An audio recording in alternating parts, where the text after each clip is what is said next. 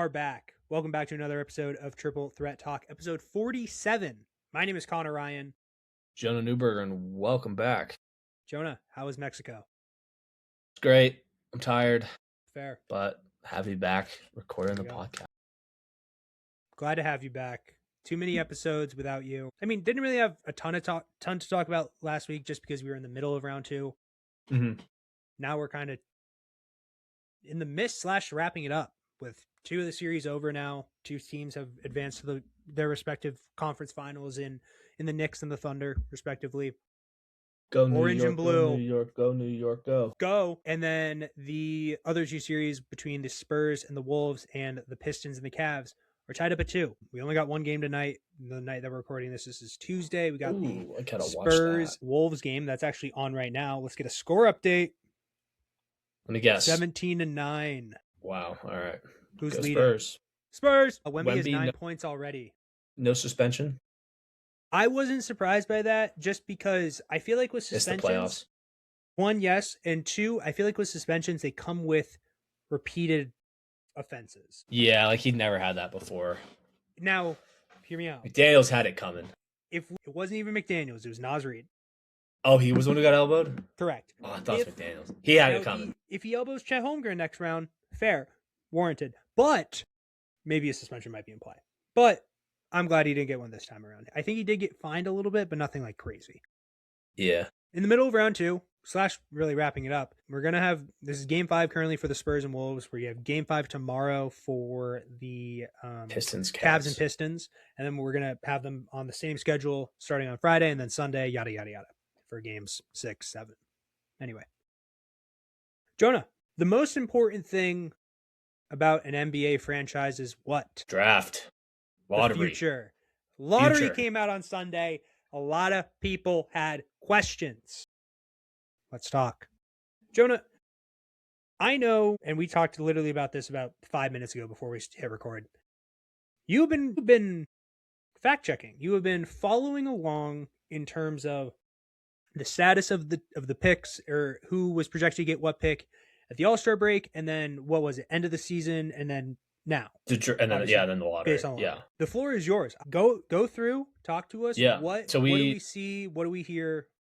What do you say? We saw this, I think, at the end of the season. We kind of compared the standings at the All-Star break compared to the end of the year. And it was pretty similar. You saw a couple teams, move from either like 1st to 5th or whatever it would have been. So, because I think we were trying to figure out, would setting the NBA draft lottery at All-Star break make sense? Mm-hmm. And we wanted to see, well, how similar would it have been to the end of the year, and then also I'm so sorry, but Wemby's going nuclear right now. I don't mean to interrupt. He has 9 straight points right now. He's made 6 straight field goals. He has 16 points in the quarter. It's not even halfway through the quarter.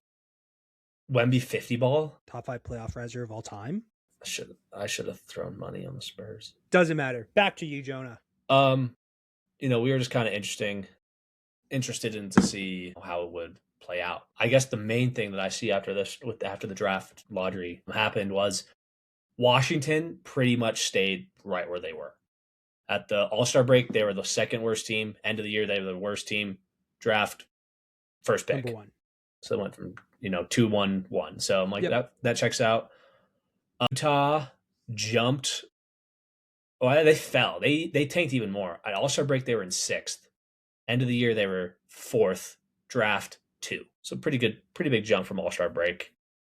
Memphis probably had, I would say, one of the bigger jumps. All-Star, they were 8th. End of year, they were 6th. Ended 3rd with the 3rd overall pick. Chicago also had a pretty big jump. They All-Star break 10th. End of the year 9th. Draft lottery got the 4th pick. I think the reason, and I'm not going to do this on everyone, I specifically going to point out Chicago with this. Yeah. I think the reason why Chicago's was so big of a jump was just because they were they were the one outside team looking in on the play-in. So they were yes, they were below 500, of course, but they weren't 25 wins. They were 35, 36 total wins. So you could kind of see the skeleton in it, but it was more so getting this and the player that could be available for them, I think is going to will help them a lot more. But I think they're people were questioning in terms why is it Chicago's like been bad. It's like yes and no in some ways. Yeah. It is a jump for sure. And yeah, I mean, from 9 to 4, I'd say that's pretty. Go from top 10 to top 5. Yeah. I think that was probably one of the bigger jumps that we saw. Indy, unfortunately, did not keep their pick. You just informed me. Yeah. Because of the Zubac trade. So if Indy got picks 1 through 4, they would have kept it. It would have been theirs. And they ended the season 4th. And they ended the season 2nd. My fault. They were at All-Star break at 4th. So they had the second best odds at the first overall pick, and they ended 5th and lost their pick. Yeah. Crazy. Crazy that happens. I think the 5 through 7 picks were the 3 teams that got boned the most. Because Brooklyn and Indy were tied for highest odds to get number 1. Yeah, and Sacramento was 5th. Exactly. Yeah. But okay. I mainly point out Sacramento getting boned or getting screwed over primarily because it's Sacramento. And we look at that team, like that is a team, like I understand obviously whoever they get is going to help their roster, no doubt about it. But like that's just such a meddling state of a franchise in terms of like what the direction is. Yeah. Because it's hard to move off of Zach LaVine. It's hard to move off DeMar DeRozan. It's now going to be really hard to move off Domantas Sabonis, especially with the injury he had this year. Yeah. Who is is it going to be a Darius Acuff? Is it going to be somebody of that level, like a Keaton Vogler coming in, I can't remember Vogler's name. Whatever, Keaton Fleming's from Houston. So I think it'll be interesting there. But primarily Indy and Brooklyn were the 2 teams that got screwed the most, in my opinion. No, I would agree. Yeah.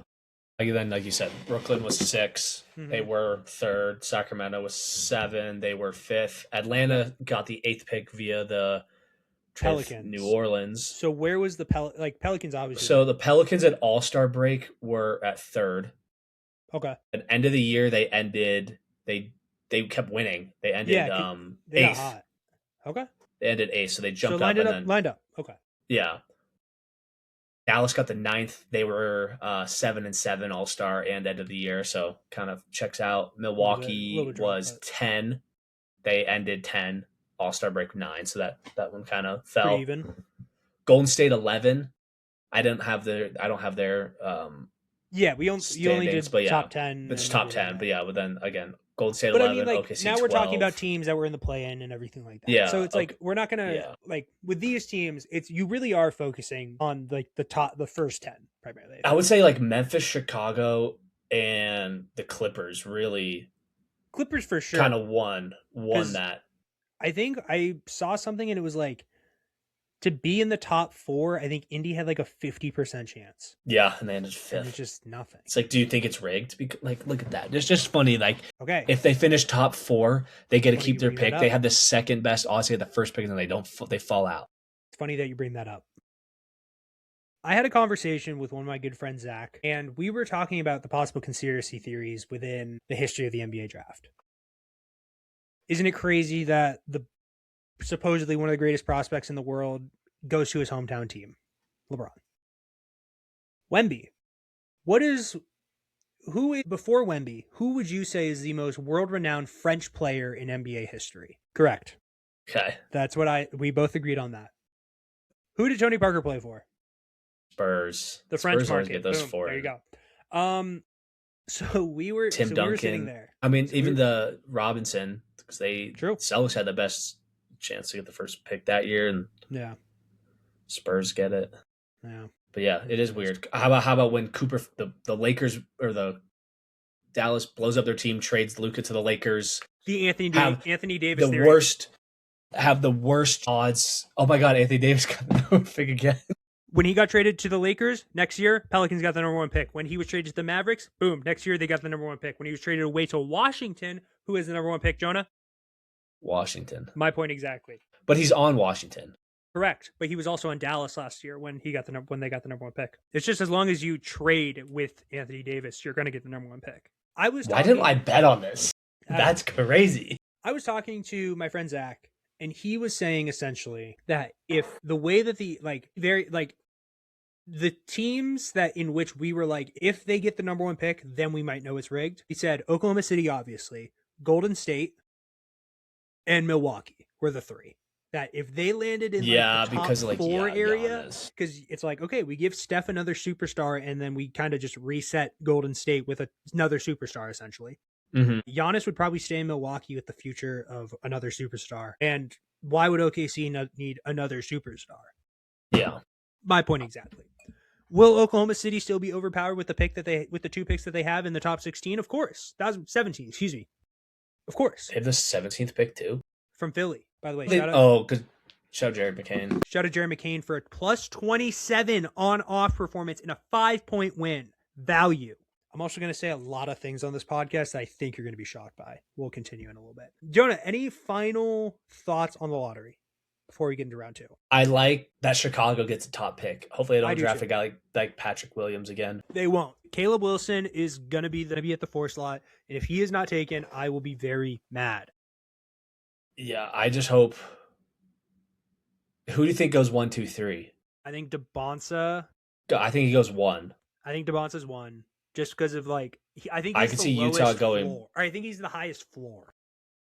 Yeah, I think he's one of the best players, if not the best.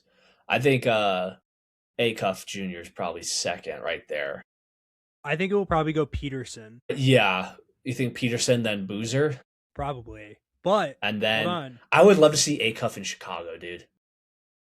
Or who's the point guard? Who's the guard for Illinois? Vogler. He's good. I could see him. Maybe he stays in the state, goes to Chicago. We'll see. Here is something pretty interesting. Could you name me a former Utah Jazz? I'm looking for a very specific one by chance. Specific what? Like a specific player, like a possible father to an NBA draft prospect who's projected to go in the top 3 this year. Boozer? How about Carlos Boozer, former Utah Jazz, current scout for the Jazz? Do you want to? Boozer. Do you want to know who his running mate in terms of scouting with is though? Avery Bradley. Interesting. Avery Bradley and Carlos Boozer going to basketball games together, watching prospects, scouting. That's awesome. Do you think Utah takes Boozer? Probably not. I think they'll go Peterson. Yeah. What do you think the Clippers take? Guard? I saw Acuff. I've seen some projections where Acuff goes 5. Yeah. My one thing though is Darius Garland's currently there. You would have to move off of him. Oh, I forgot Garland. I guess you could play 2. It's just hard to play 2 small guards at once. That's what I mean. This isn't 2K where it's like, oh, I could have Steph and Derrick Rose. What a random duo. Well, it's totally not my starting 5 right now. Point guard, 100 overall, Derrick Rose. My shooting guard's GOAT Steph Curry. What do you want? That's funny. Anyway, that's funny. Round 2. Jonah, thoughts on the round 2 so far? Go New York, go New York, go New York, go. Other than go New York, go. How many times have I texted you that in the last week? I think twice. Every time they win, feels like. Fair. I've been saying it often. Dude, I think the Knicks, as much as I don't like the Knicks, because we're Boston fans, obviously, I was happy to watch them beat Philly. Philly deserved to lose. I was like, Joel Embiid is not going to the Eastern Conference Finals again. I was like, the only MVP in NBA history to not make it to a conference finals appearance. Fine with me. Ridiculous. That is crazy. Who else? I mean, Thunder, easy sweep. LeBron just had no help. You know, he had the most points per game, or maybe total points in the series. Wait, I think in the most. LeBron LeBron against the Thunder. That checks. He did. And then the next 3 guys all played for the Thunder. I'm like, he had no help, but he was still the best player. It was probably. I'm going to guess the order. It's probably it probably was Shea 1, but not by a lot. Yeah. And then it was probably Chet and AJ Mitchell. I don't know the exact order, but all I know is LeBron was 1. And I was like, dude, he's 41 and still the best player in the series with no help. I'm like, it's insane. I was really hoping the Lakers would win or at least get 1 just to put more pressure on the Thunder because they have so much rest. I mean, I think the Spurs Wolves game series goes 7. And then either team's going to be beat up going against OKC. I'm like, damn it. I just want whoever wins in Minnesota, San Antonio to beat OKC. That's why I want the Spurs. primarily. If it was up to me, I'd get like a Spurs Pistons finals, but I think a Spurs Knicks finals would be really I'd be fun. more than okay with a Spurs Knicks final. I'd be more than okay Would with you? Spurs. What about a Thunder Knicks finals? It's like I don't like either one, but I would probably root for the Knicks. It would be the only time in my life I'd ever root for the Thunder. I think so. Really, I think this is the only time I'd ever root for the Knicks. Because here's the thing. I would rather have to deal with a summer of SGA GOAT conversations than Jalen Brunson NBA champion conversations. And I'm going to say some things about Jalen Brunson a little bit that might shock some people. I think this is where we differ. That's fine.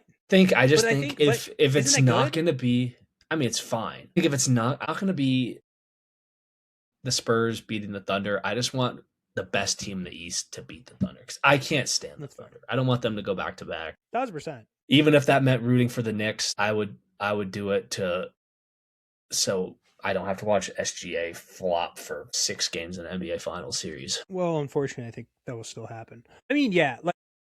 I don't think the Pistons or Cleveland strong enough.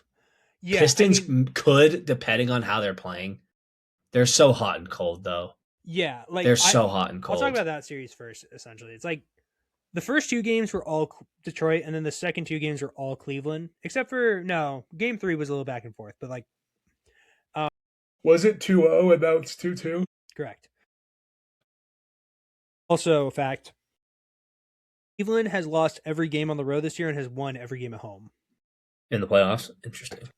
Oh, I think that's definitely going to be a part of it. I mean, they played 11 games already, so really, they're going to have to play 13 total. Both teams are going to be playing 13 total because they both went to 7 originally. So if they go to 7 again, you're playing 14 games before you're playing a team that's played 10 and who are also clicking on all cylinders.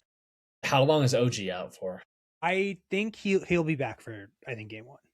But I think he's my favorite player on the team aside from Big Purr. He is showing. He's a guy I told you I wanted. I told you that. Jonah, of course, I would have loved for him to be on the Celtics. I don't know why they didn't go after him. We didn't have RJ Barrett to trade. We didn't have Emmanuel Quickly to give away. Wow, bums. I think we could have swung that. It was either Drew, Derek. Honestly, that wouldn't have been the worst thing ever. Drew's not even on the team anymore. I'm well aware. OG's a baller, dude. Pistons Cavs. It's quite literally hold on. Somebody put out a tweet, and I think it perfectly describes the discourse of really anything involving the NBA. Somebody tweeted, every game in the NBA is between 2 frauds. If you lose, your fraudulence is proven. If you win, you've won against a fraud and have thus proven nothing. The conversations of these games so far have been, when it was in Detroit, it was Cade Cunningham plays well, but Donovan Mitchell and James Harden suck. And then you get to game 2 or games 3 and 4, and it's James Harden and Donovan Mitchell play really well, but Cade Cunningham is currently playing like ass, and Jalen Duren's a major playoff dropper. Mm-hmm. Which he is, unfortunately. But so, I think that really is just a tale of it is going to be the narrative of who's the loser that night, unfortunately, but whatever. But Cade has been playing great. Donovan Mitchell did not play well in the first half last night, but he played unreal in the second half. 39 in the second half. Was that a record? NBA record. Yeah. With, I think, Sleepy Floyd for the most points in a half in playoff history. What channel's the game on right now? I don't have it on right now. I might throw it on. But in terms of the direction they're going, I think the Pistons are still going to pull it out just because of the home court advantage. I also think that there are going to I think there's just going to be enough games from Jalen Duren that he'll show up enough that it will be it will work out. Obviously, it's crazy for me to say that after a 11 game sample size in which he hasn't been great. He scored 1 game over 12 points. I think 12 points or more, or 2 games. Excuse me. He said, I think the closeout game he had 12 and against the Magic, and I think in one of the games this series he's had 15. But even then, averaged 19 points, led the league in true shooting percentage, and now he's shooting just around 50% from the field as a big man and averaging about 12 points. That's not good. In a contract year, terrible, Kenny. Knicks Sixers. There isn't a ton to talk about. Go New York, go. I'll say the things that people are going to be shocked for me to say. Let's hear your hot takes about the New York Knicks. So hot. Give some praise. Oh, that's rare. That's what I'm saying. Thought you were gonna hate on him. Be a Brunson guy. Really? I can see it. Honestly, I'm a lefty. How do I not rock with him? I'm a lefty too in basketball. So you get it. Okay, here I want your thoughts on this. Why is it that right-handed shooters look like they're squared up every time? And why does it look like left-hand shooters we always lead with our left? Because lefties are just, they're awkward. I mean, look at Baylor Showerman. True, exactly. Prime example. Exactly. Even Harden.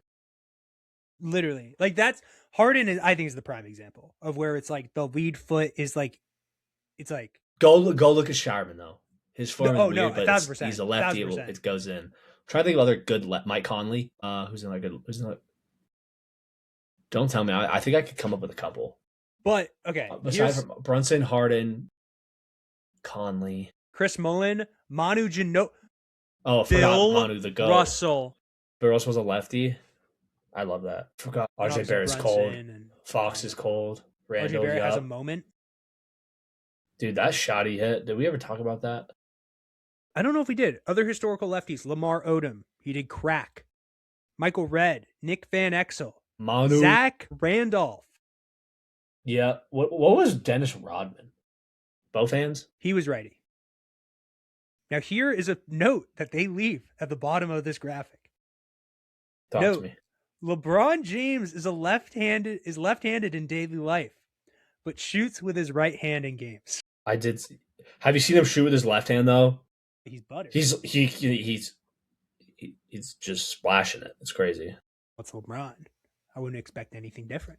LeBron. It also looks like Phil Jackson was a lefty. Anyway, my point digresses. Been a big fan of Brunson, like elite shot making. I don't mind him, dude. Like I started to like him a little more. I think it's purely. I started to like the Knicks a little more. It's purely because he wears a Knicks jersey.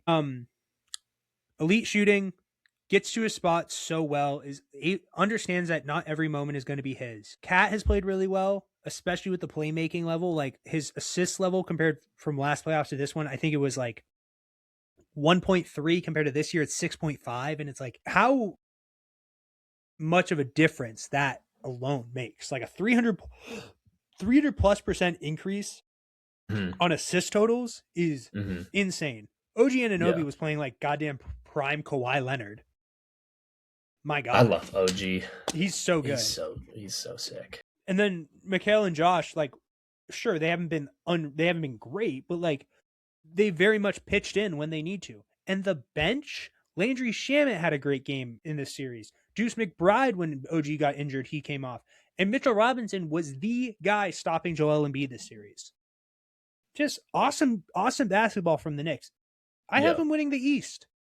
I think so. No questions asked. I think so. And I was thinking about it on the way here, or on the way home from work. I was having a conversation. I had a conversation with my buddy Zach, who is a Pistons fan. And he said, who do you think will win the series? Pistons or Cavs or Knicks if they line up? And I said, probably go with the Pistons as of right now. I think I originally said the Knicks, and then he brought up the point of the regular season.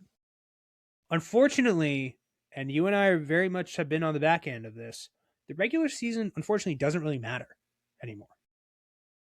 The Knicks got dominated by the Celtics last year in the regular season. Then they take the 2-0 lead. Tatum obviously gets hurt in game 4, but like they still won 4 games over us in a 6-game span. Mm-hmm. I'm just a big fan right now. I like Brunson a lot. Big purr. Mike Brown. All right, I like Cat. I'm not a big purr. I'm not a big purr fan. Okay, I like Cat. I like him now. There's baby steps to this. Okay.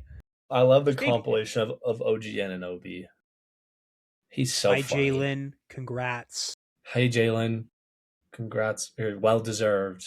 Congrats, Jalen. Well deserved. Well deserved. Or he just goes, "Hey, Knicks fans, go Knicks." So funny. He's like, "Hey, Knicks fans, go Knicks." Sixers. Unfortunately, we have to have this conversation. How does they just fired their president of basketball operations? Second best thing they can do as a franchise is moving forward right now. That was the second best thing that they could have done as a franchise. What's next? Nick's nurse? Joel Embiid. Wow. Okay. 1,000%. Joel Embiid is about to start a max contract this upcoming season. He's not even. Do you want to know how much Joel Embiid is going to make next year? $63 million. Let me pull up the. Or he's MVP. I wouldn't be surprised like 68. Probably right in the middle. It's gonna be like 60. 57, 50 or 58, 62, and then 67 with a player option in 28, 29. He's going to be 32 next year with bad knees. He's going to be taking he's taking over a third of your cap space. What are we doing, Philly? Do you want to be serious? I mean, honestly, that's fine. Let him do it. That's what I mean. Let him do it. I'm more so saying if Philly wants it's like remember it was like when Washington gave the max to what was his face? Otto Porter? Yeah. Like a massive deal to Otto Porter, a massive deal to Davis Bertans. Like it was just crazy. Do you remember that? Of course. I mean, it's just Embiid is such a flopper. For being 7'1", 350 pounds, he is on the floor a lot. It's like every play he's on the floor. I'm like, you're gonna get hurt. And then he like didn't play game 3 because of like a hip injury. I'm like, yeah, because you're falling on the ground every 5 seconds. Game 2. Half of them aren't even fouls. Yeah. You know what I mean? I'm just like, Jesus. I saw somebody bring up a point, and I'm not using this as a point to defend Embiid and his actions, but there are times where a lot of his falls, they do help him with the pain factor. And more so like controlling that fall and more so than just like trying to land on his feet and everything like that and hurting his ankle more possibly. I understand obviously he's hurting his kid. Know it just seems a lot like Oh, of course. It's mainly just because that's a lot of man moving a lot of body. Yeah, but you shouldn't be falling down that much. I agree. Like when Derek White is touching you on the shoulder and you're flying back. Yeah. No. Derek, I agree. As much as I love Derek White, he's not strong enough to knock him beat over. No. Or yeah. But yeah, I just been a big fan of the Knicks. Thoughts on Joel Embiid bringing his kid to the presser? After game 4, they lose. He said I did not he brought see his kid to the presser. Didn't see that. I saw he tried to recreate Tatum's moment. I'm like, this was your championship. Your championship was beating the Celtics in the first round of the playoffs. Somebody, congrats. I did see that. Somebody did say and was like, congrats, like you did it. You beat the Boston Celtics. In round 1 of the playoffs. Nobody cares. But I also think in terms of like somebody like Nick Wright brought up a good point where it was like, it's very much childish or very much like a kid move in a way to bring him in as like a form of like protection. Cause it's like, oh, you aren't going to say certain things, but somebody spun it the other way and was like, it's kind of the reporter's fault. And I agree because your job is to ask the questions. Doesn't matter if there's a kid in front of you. It doesn't matter if there's no one else in front of you. You got to ask the questions. That's your job. Yeah. Obviously, I'm not asking anybody to be like, oh, like, well, why didn't you like, what do you expect him to drop the F-bomb? Like, no, of course not. I'm not asking that. It's more so, well, why did you guys suck? I didn't have a bench. Yeah. It didn't produce. BJ Edgecombe didn't really produce a ton. Tyrese Maxey wasn't as good as against the Knicks as he was against the Celtics. Bilal was out for a little bit. Paul George wasn't God mode Paul George. So, like, there are factors. It's as simple as that. But very happy the Sixers are out of the playoffs. But yeah. 2 more series. The one where we got a game on right now and the other one that ended last night. I didn't watch this. I think the Spurs take it. I do as well. Like, let's be real. If Wemby doesn't get ejected for throwing an elbow at Naz Reid's neck, then I think tonight's game will be chippy. I'm excited to watch like the second half. They're probably up 3-1. Yeah, probably. But I mean, it is what it is. I mean, Ant-Man played unreal the other night. Like he is up there for like one of my favorite players when it comes to like flow state. Like when they have it, he's mainly because of his profile as a player. Smaller, like overall smaller guard in comparison to like what the stereotypical shooting guard is nowadays, 6'7", 6'8", he's 6'5". Plays bigger than he is, doesn't really like will draw contact, but isn't, you know what he is? What is he? He has ethical bitching. Like well, sure, like some of them are going to be egregious and everything like that, but goes hard to the rim, good 3-point shooter, works in the mid post really well. Just really like a good player to be like, when all three levels of the shot is going down, it's one of the harder players to stop in the NBA. Mm-hmm. So I know obviously you have your personal feelings about him. That is what it is. He's a good player, don't get me wrong. I know it's just more so you don't like his like the antics and everything like that. I understand. Yeah. But hell of a player. Hell of a player. The fact that they're doing as good as they are without DiVincenzo, without Desanmu for some of the series, like crazy. And for Anthony Edwards to play on a hyper-extended league is he still coming off the bench?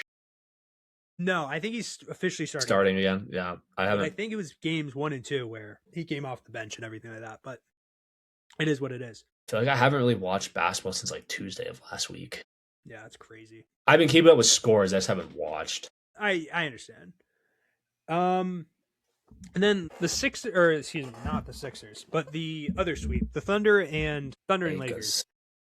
Like I heard a stat that was pretty alarming, and obviously kind of very much showcase of why it wasn't as close as it could have been. No NBA team ever, before the Lakers won the round against the Rockets, no team ever in playoff history has ever won a series while losing the respective scoring champ from that season. Luka. Guy averaged 34. That's insane. Ridiculous. Yeah. Yeah, no wonder it's going to be different if he isn't playing. They didn't make the playoffs last year, did they? Lakers? Did they? I'm going to say they did. They definitely lost round. They lost to the Wolves. And was it a sweep? I don't know. It's just funny to see like Luka like has it, and I feel like Luka was hurt last playoff too, right? I can't even remember. 4-1. It's just crazy that they. I want to see. So I'm like, they traded for Luka. Now there's 2 playoffs. They haven't gone out. Luka barely. I don't think he didn't play any of round 1. Has he even played any playoff games with the Lakers? Yeah, no, he played. It looks like he played last year, but it's more so. I just don't have specific. Let me see if I can just pull up collection of numbers. I mean, he played in at least 3 of the 5 games. He led the team of the entire game in scoring in 3 of the 5. Interesting. I'll check the other 2 to see if he played in those. Just a second. He did play in game 3 as well. Mm-hmm. And he played in game 4. So, yeah, he just didn't really play well. Interesting. You played game 5? Yeah, played game 5.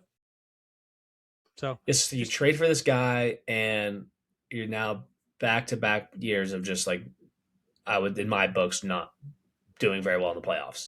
1,000%. I also think it's like Luka is like, as much as Luka is like one of the best players in the NBA, he is a very much like, you have to have the right roster around him.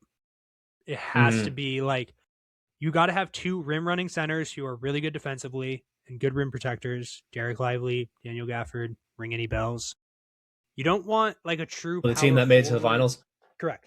You don't want a true like. Yeah, let's blow the team up.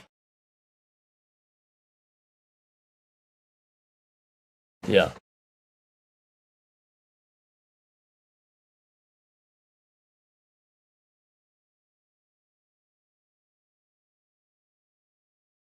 Kyrie. Dude, Kyrie coming back next year, right? You think Kyrie stays? I was talking to some coworkers today because Steve Kerr just extended 2 years and sounded like they're like running the team back. Yep. I'm like, what if they just tried to run back their old squad? Trade for KD, get Clay back. Let's just get all the vets. Let's get all the old heads and just have fun for 2 years before we all retire. Light my fire, you. Sorry. Imagine James Harden, Kawhi, Curry, Clay, Draymond, Durant, LeBron. Second apron. They'll all take less money. Don't worry about it. Yeah, okay. James how fun would that be? Less money. Maybe cut Harden, but everyone else, how fun would that be, dude? I think that would be hilarious. LeBron, Curry, Durant, Clay, Draymond. Yeah. Sure. Run back what we wanted in 2018. Just get like an old-ass USA team. That's what I'm saying. The old heads for Team USA. Why not? LeBron, KD, Curry, Ant Davis. Okay. Clay, Draymond. Sure, if he wants to. Who else? Jimmy. They got Jimmy. That team would be nasty next year. Probably. Watch it happen. Watch it happen. Yeah, it'd be so fun to watch. I'd watch Kyrie signed a 3-year, $118 million deal in June of 2025. Damn, so he's there for a minute. He must really like it. He has a player option in 27-28, so he just wait till January. Yeah, he'll be on the trading block. Exactly. Okay, Jonah. Kyrie, you are a Chicago Bull. Go ahead, watch that happen. So to wrap up this NBA talk, Spurs. You have Spurs winning in how many games? 7. I think if they win tonight, they'll win in 6. Fair. And then who do you have coming out of Pistons Cavs? That's tough, dude. Both teams have been so hot and cold. I'm gonna ride Detroit. Yeah. I want to say Detroit in 7. Maybe I'm gonna go Detroit in 7 as well. Knicks in 5. Yeah, maybe even a sweep, dude. The Knicks are they're clicking on all cylinders right now. So give me Knicks Spurs.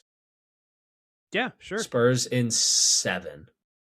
I would maybe give Spurs in 6 just because of Cat would just get terrorized by Wemby. No. I'm saying versus the Thunder. Sorry, Spurs versus Thunder. Yeah, sure. I agree. Anyway, then the finals. That'd be a great finals matchup, dude. Knicks Spurs. Yeah, I wouldn't have an issue with either. Or even Knicks Thunder. It would be a good matchup. They both teams match up pretty well. I think that's what I mean. Brunson, SGA, Williams with OG and McHale and or probably AJ Mitchell, low key. Yeah, then you have Jordan McHale.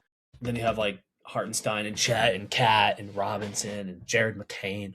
Yeah. God, watching Jared McCain play in the Madison Square Garden in the NBA Finals would just be. I have a question. Talk to me. Jared McCain, I understand obviously you have a very anti-certain Oklahoma City team. If Jared McCain if they win the finals this year, would you get a Jared McCain finals jersey? Would I buy one? No. I still don't like the Thunder. All right, cool. I was just curious to see if the love of your Pookie Bear. No, I do love Jared McCain, but I can't root for the Thunder. I understand. Speaking of rooting for the Thunder, Arsenal, I don't know. Champions League final has been determined. Only one game this time. I'm aware. I understand. I get that PSG kind of got by Bayern on some bullshit. Perhaps, depending on who you ask. But if there is one thing we can all agree upon, Arsenal fans are delusional. Yes. Fair enough. They are. I don't have anything in terms of to actually add in terms of value to the football conversation. It's mainly I've just been seeing videos of Arsenal fans being delusional for the last 24 hours. Can I read you off some of the takes I've heard? Yeah, let's hear it.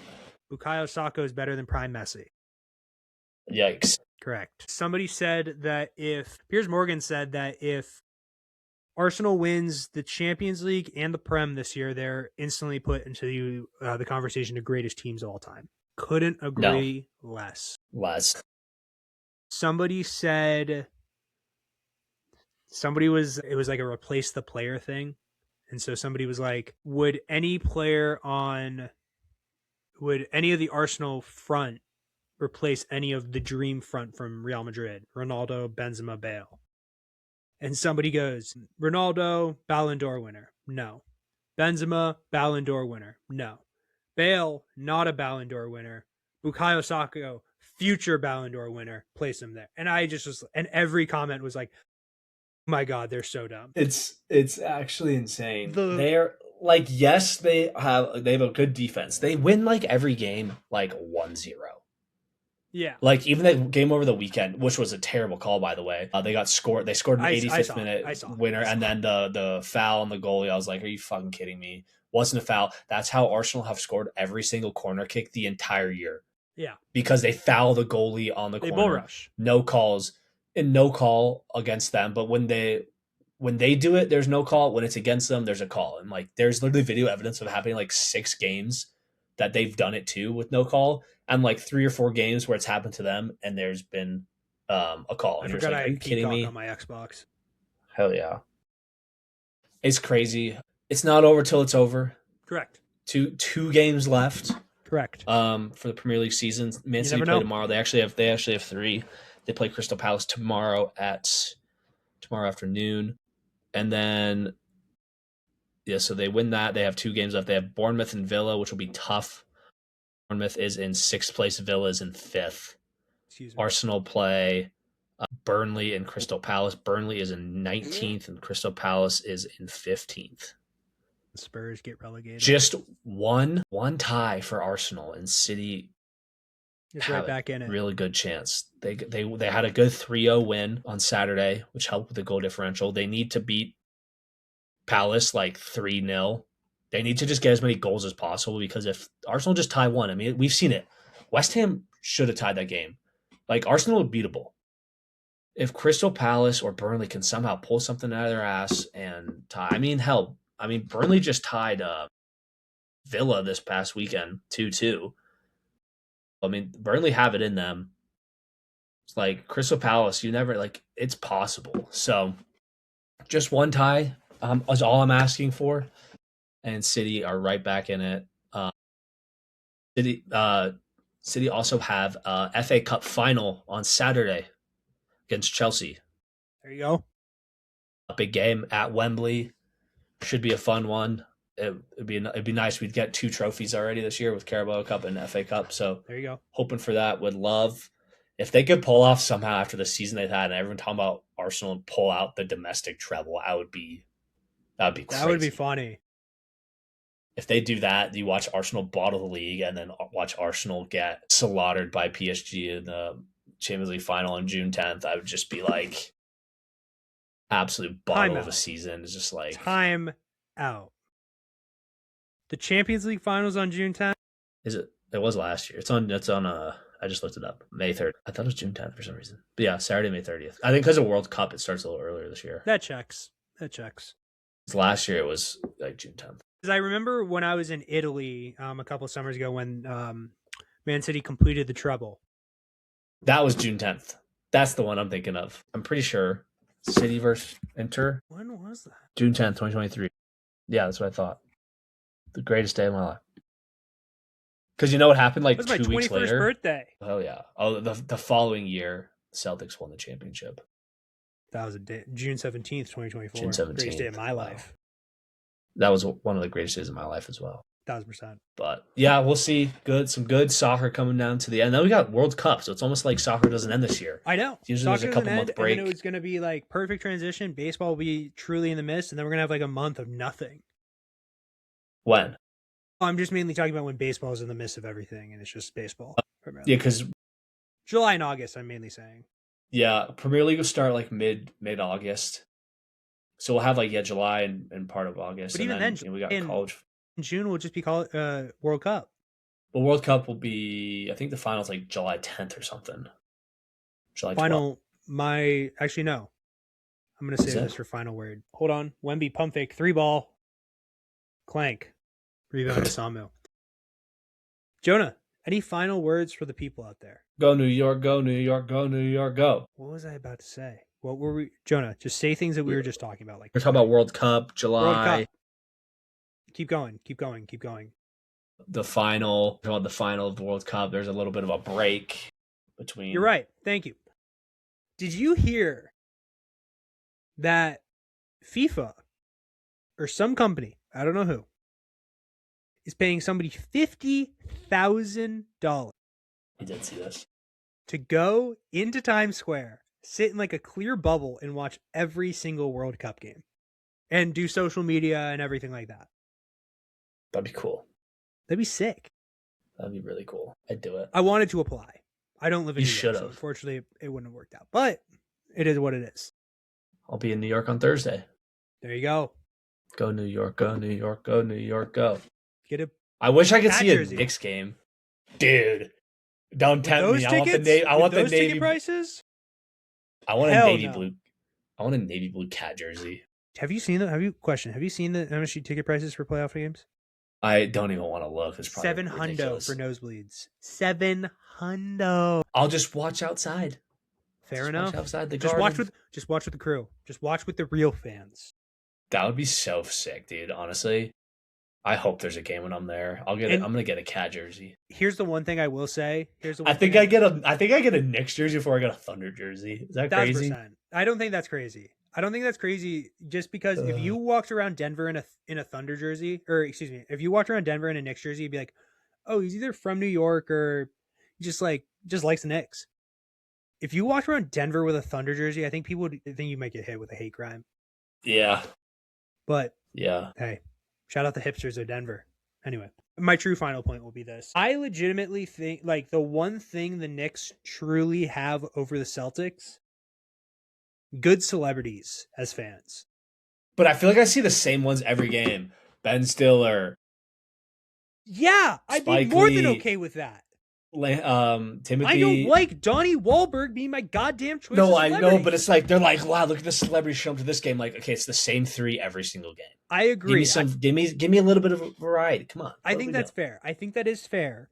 But like, no, I agree. They do get if the same like 10 celebrities showed up to like half the Celtics games, I think everybody would be more like, okay, it's more so specifically not only the former like the celebrities, but it's the former athletes that consistently show up in bunches. Yeah. You'll see an occasional KG show up. You'll see a Pierce show up to the Celtics.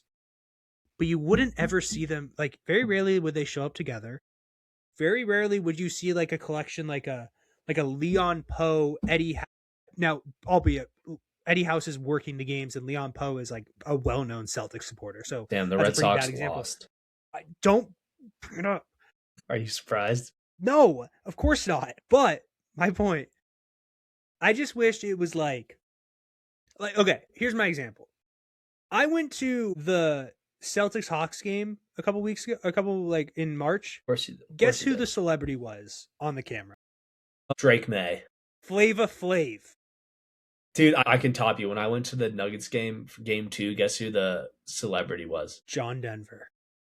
No, Slim Jimmy from Ray Shremmett. I'm like, what is this guy at? Nope, shut up. That's the end of the episode. The whole Slim Jimmy from Ray Shremmett. Yeah, dude, he was the celebrity. He was like, ain't got no type. They played Black Beatles, and he just stood still. I was like, all right. Like, what is this, 2016? Literally, that's 10 years ago. I'm like, what affiliation does this guy have with Denver? Why is he here at game 2? And why are they showing him on the Jumbotron? They're like, Slim Jimmy, everyone. I was like, oh my God, we don't have anyone better. Where's Peyton? Where's Peyton Manning? Literally. Where's Deion Sanders? Right. That's like all the celebrities we have. Well, we have Deion and Peyton. Where's John Elway? Doing something. Probably golfing. Anyway, ladies and gentlemen, that has been another episode of Triple Threat Talk. Back with another longer episode. Glad we're back. Jonah, welcome back to the pod. Thank God. Any final words for the beautiful people at home? Go New York, go New York, go New York, go New York.